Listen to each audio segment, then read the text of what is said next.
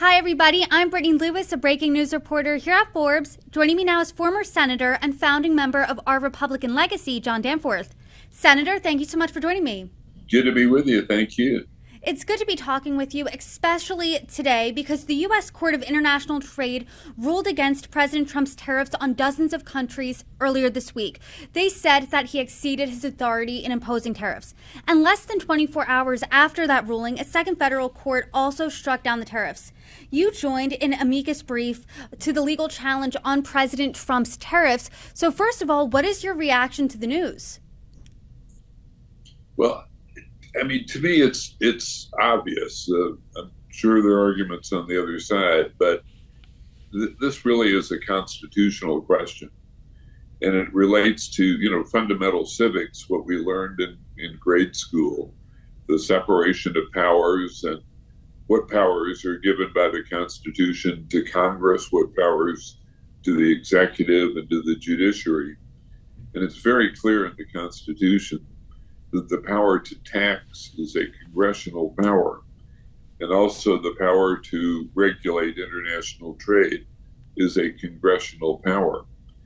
So our position is that the president has usurped a power that is reserved by the Constitution for Congress and has taken it upon himself to impose just unilaterally without any real process at all, a massive tax increase on the American people and a massive intervention in the global marketplace with regard to international trade.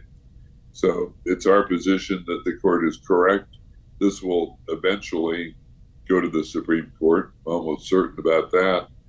And again, I think our position is very strong. Senator, I know that you said that you think that you're almost certain, rather, that this is going to make its way to the Supreme Court. How do you think it's going to go there? I mean, based on what we know about those 9 justices, any indication of which way they would rule should it go before them? Well, I just think the wording of the Constitution is very clear. And for the conservative justices on the court who are very interested in the meaning of the words of the Constitution and sticking to those words, I don't see how they can escape the fact that the taxing power is reserved to Congress, not to the president unilaterally. Same with regulation of international trade. So the president is purporting to do by executive order what should go through the legislative process. So I would think that this would be a good case in the Supreme Court as far as our side is concerned. But, who knows? And the Trump administration has already filed an appeal. And the director of the National Economic Council, Kevin Hasset, he said a couple of things today that I want to get your reaction on. First, he said that he believes fully this will be overturned. What do you make of that? He believes what will be overturned? The injunction? Yes. I don't understand how that could happen unless it would be on some procedural grounds. But on the merits of the case, I think that the Constitution is very clear. I mean, these aren't implied powers. These are express powers in our Constitution given to Congress. And with regard to taxation, there's even a specific process that tax bills have to initiate in the House of Representatives and then go to the Senate. And to circumvent all of that and to just say, well, forget about Congress, the president can do this himself just by getting out a piece of paper and signing it, and then signing something different maybe the next day or even the same day. So he's created a totally unpredictable situation with these executive orders, where the plain reading of the Constitution is that taxation is a deliberative process initiated in the House of Representatives, then going to the Senate, then to the president for either his signature or his veto. The director of the National Economic Council, Kevin Hasset, said that the administration is on the cusp of 3 trade deals and many more are on the way. A, what do you think about that claim? And B, does it really matter here that these deals are almost done? No, I mean, the point of the Constitution is to create a structure of government. It's not, okay, here's the structure, and maybe for today or for this reason it's good, and another day maybe not, let's abandon it. No, the Constitution creates our government. It creates a structure of that government that was designed for the express purpose of creating checks and balances.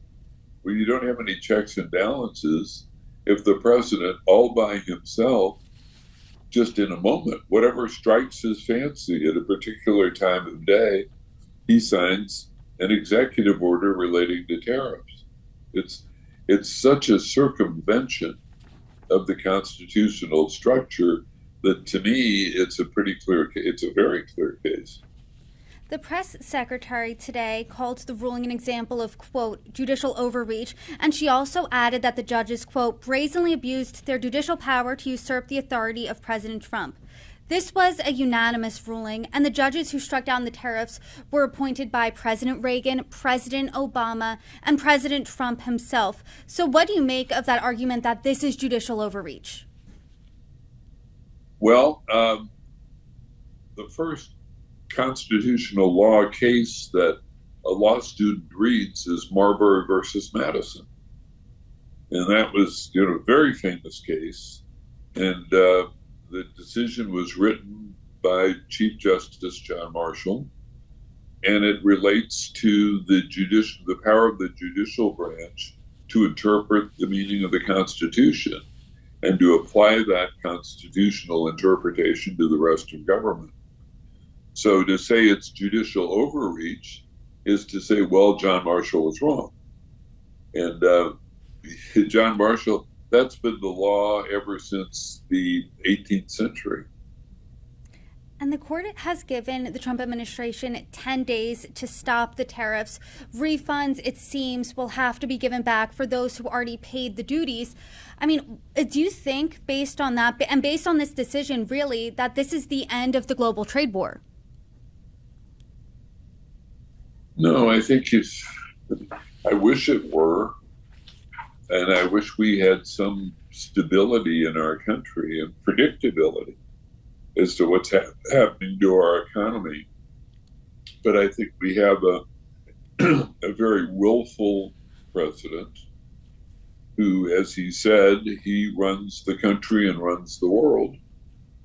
And so he's just going to push what he thinks his absolute powers are to the limit all the time. So, I wish he would relent, but he doesn't seem to do that.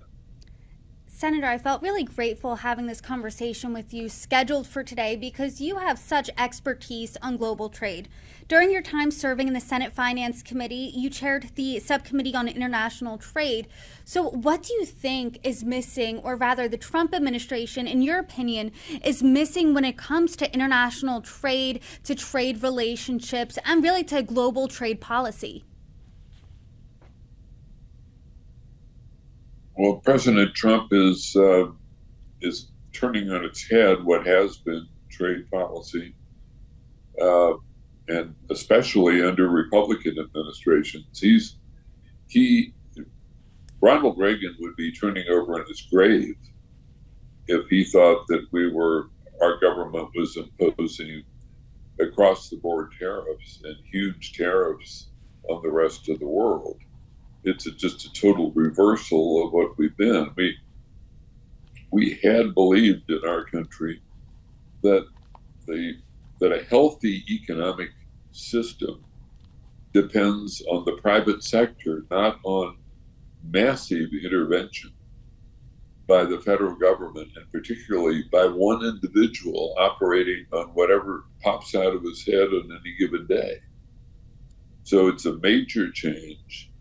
He said that he thinks tariffs are a beautiful word. Tariffs have a place that they can play, particularly in reciprocal tariffs, where it's a way of trying to get other countries to open up their markets to the American market. But this is 10% across the board. I mean, that's a whopper.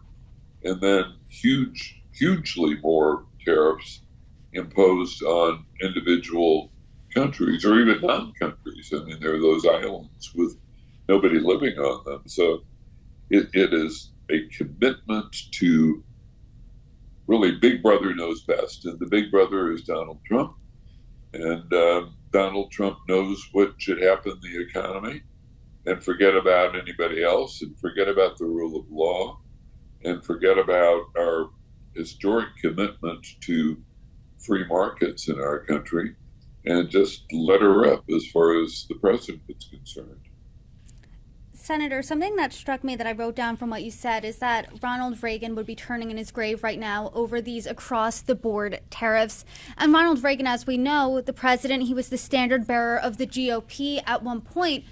What do you make of this turn in republicanism, if you would, from Ronald Reagan to now supporting Trump's tariff policy, this on-again, off-again policy? Do you think if you called yourself a Reagan Republican, you can now be a Trump Republican?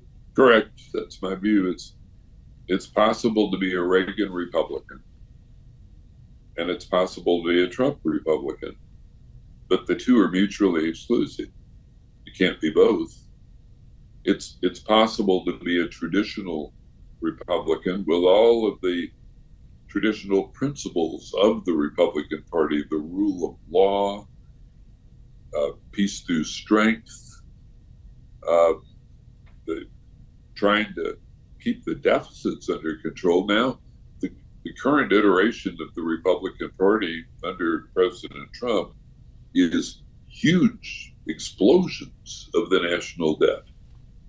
And totally opposite what our party has stood for and what our party should stand for. So the huge deficits used to be basically the Democratic Party. Now the Republicans have jumped on the big deficit, big debt bandwagon. I mean, that's what this current big beautiful bill, or whatever they call it, is. It's a massive increase in the national debt. That never would have happened in the old days of the Republican Party, or under the principles that the Republican Party, I think, still stands for in its heart, but it's been reversed under the current president. And to that point on the big, beautiful bill, I mean, even self-described deficit hawks signed on in support of that in the House, at least. So I guess when you're seeing the news from the tariffs, even when you're looking at that big, beautiful bill, seeing Trump's agenda laid out in over 1,000 pages, seeing most of the GOP in the House supporting that, I mean, where do you think the Republican Party goes next? In your opinion, A, where do you think it's going, and where do you want it to go? Well, I think that the country benefits from having a responsible two-party system. And the country benefits from having a center in its politics, with a center-left party, a center-right party, but basically a responsible center. And it doesn't have that right now. It has the MAGA populist Republican Party, and it has an ultra-progressive version of the Democratic Party. So the center really has been cut out. And I think that that's too bad. The point of our Republican legacy is beyond just trying to reestablish basic Republican principles, but it's basically trying to reconstitute the center in America. Now, with respect to Republicans in Congress are concerned, I don't see how, with a straight face, they could draw their paychecks. Well, what are they there for? They have apparently no independent role whatever. It's like the appendix, you know, there's nothing there. It's whatever the president wants, and he gets it, and they fall in line because they're afraid of being opposed in the next primary election, which probably would happen to them. But why serve in Congress if you're just going to be a stooge, really, of one person? Senator, my last question for you would be, between now and I know you're predicting that this case makes its way to the Supreme Court. What are you looking out for next? And what questions are you looking for the Supreme Court justices to be asking to kind of get in their heads and see which way they're leaning in this tariff case? Well, I am looking forward to hearing their understanding of Article 1 of the Constitution, which is the article that creates and empowers and spells out the powers of Congress. And what do they make of the taxing power? And what do they make of the power of Congress to regulate international and domestic trade?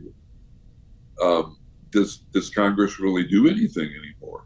I mean, that's what I would like the court to answer. Does the Congress have responsibilities? Now, not long ago, the court decided that it was no longer going to defer to parts of the executive branch in their interpretation of the law. They said that Congress should be more specific in stating what the law says rather than having the court defer to regulatory agencies. I'd like to know how they could square that with any interpretation of the president's power to do anything more than execute the law that Congress passes. Well, Senator, there's certainly a lot to look out for in this tariff legal fight, and I hope that you come back on and join me if and when this does make its way to the Supreme Court. Thank you so much, Senator John Danforth. You are welcome back anytime. Thanks.